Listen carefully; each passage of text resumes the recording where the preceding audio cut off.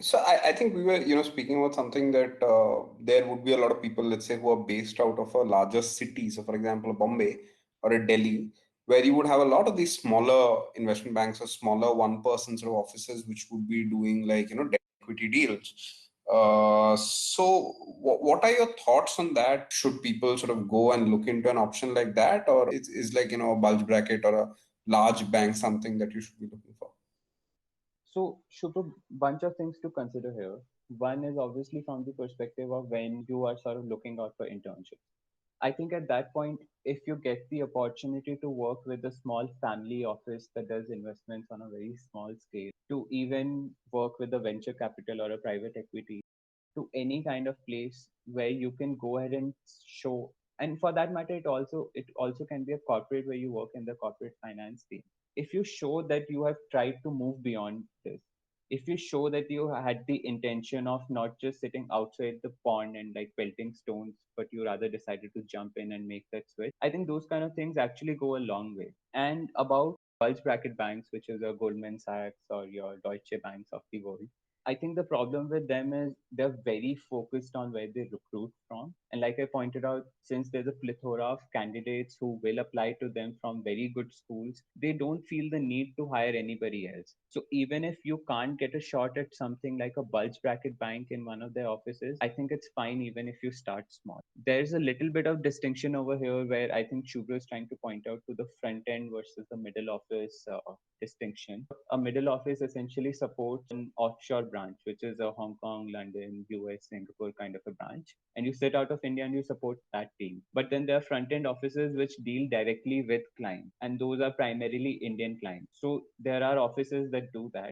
And my point over here is if you can get a chance to work with the front end office, that's obviously far better than working with the middle market office, primarily because A, it's client facing, and B, that these people actually don't hire in as structured a fashion as your Goldman Sachs campus recruitment work. So like I pointed out, if there are few openings and they travel through word of mouth, you would stand a very good chance as opposed to somebody else who's also trying, versus thinking of it as a Deutsche Bank or a Goldman Sachs never comes to my campus, so I never have a chance to get through. So essentially, your key takeaway from this entire point should be network as hard as you can, and B, don't aim for the big brands from the get go. Even if you get to work with something smaller, even if it is in terms of an internship, I think you should try to make that switch. And yeah.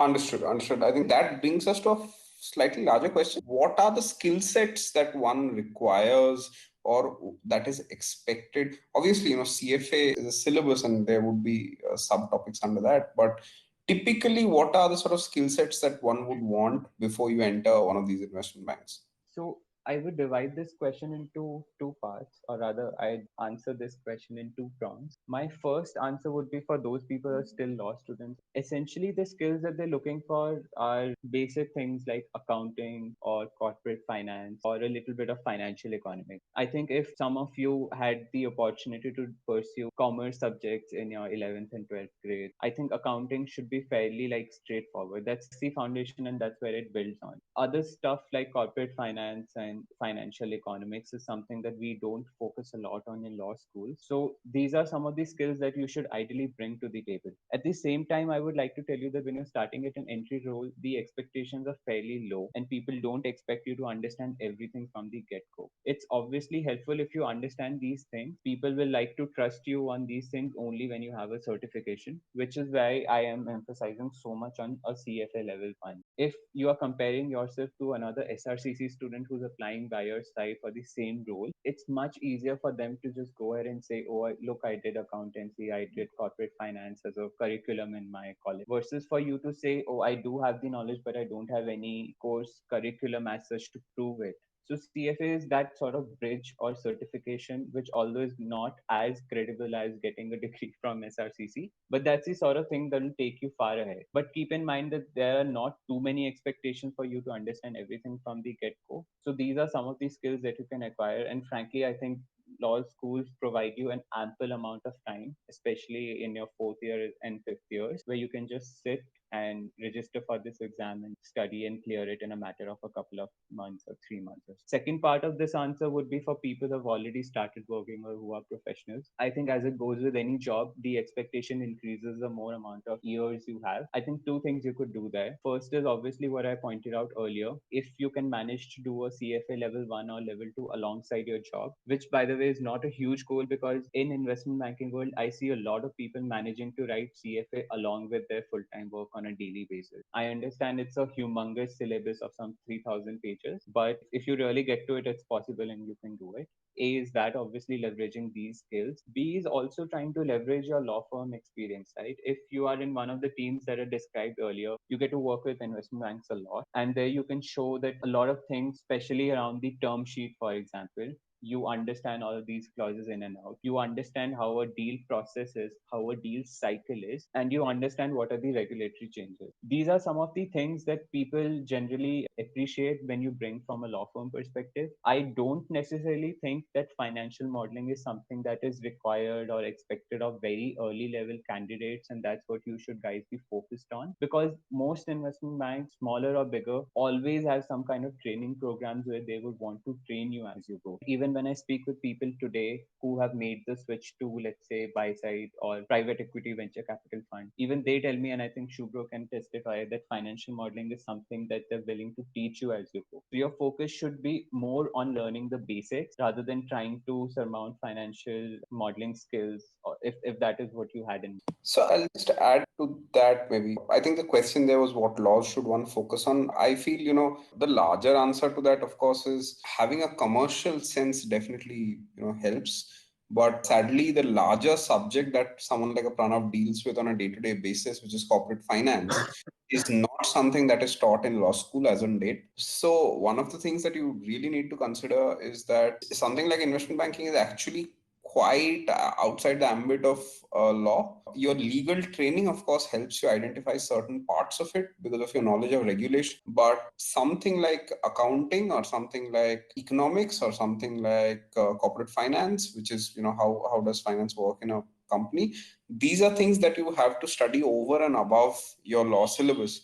So what Pranav does is not something you can graduate plain vanilla out of law school and aspire. It requires a certain amount of additional work. It requires a certain amount of additional certification before you can venture into IB. And another thing I would add from previous conversation that we were having, Pranav, is that the charm of this might not necessarily just be limited to the money of it or the perks of it, but it is rather what you would want to do in life in the larger sense of things.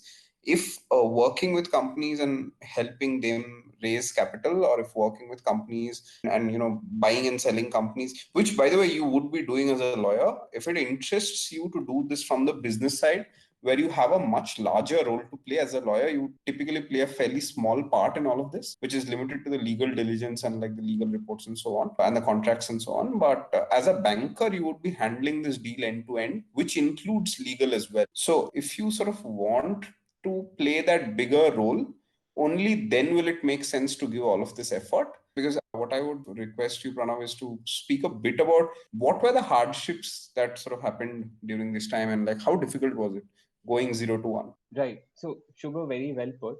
I think what Shubhro said is extremely true, especially from the fact that you need to be very convinced about picking this as a career if you want to continue this in the longer run. The journey in itself is extremely choppy or difficult, or so to say, and you really need to be convinced that you want to be on this side of things, right? Shubhra essentially said, to summarize it in a very nice fashion, would be to say that investment bankers pick who they want to sell, and then they choose who the buyer is going to be, they choose who the law firm is going to be, they choose who the financial diligence agency is going to be. And it's a whole process that you have to go through, right? In law firm, you get to see only an aspect of it. Maybe you are involved at a much later date, but an investment banker has been on the deal for 6 months before a law firm gets roped in. And so many things have happened beyond the scenes. So if you want to be pushing or moving along the value chain to that side of part where you are involved in taking the business decisions as to what we should do with this company and as this deal as a whole, then this is definitely something you should go after. What is essential to understand understand is when you are working with the law firm, either it's in the form of a legal diligence or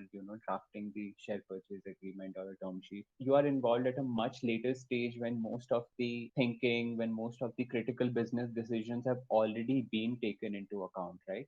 People have decided who they want to sell to, what price are we going to sell it to, what is the structure of the transaction. What I would want to add is, see, every service provider has their part to play. So an investment banker is also a service provider. They have their own part to play, which is a larger part over here. A lawyer also provides a certain service, and that's a slightly smaller part over here. So yeah, just wanted to clarify that it is not a commentary on one being important or one being lesser important, one being more important. It is just about your involvement and what excites you, and that is how these decisions should be made. If you enjoyed that podcast, please like, share, and subscribe and help spread the word. Thank you and look forward to seeing you next week.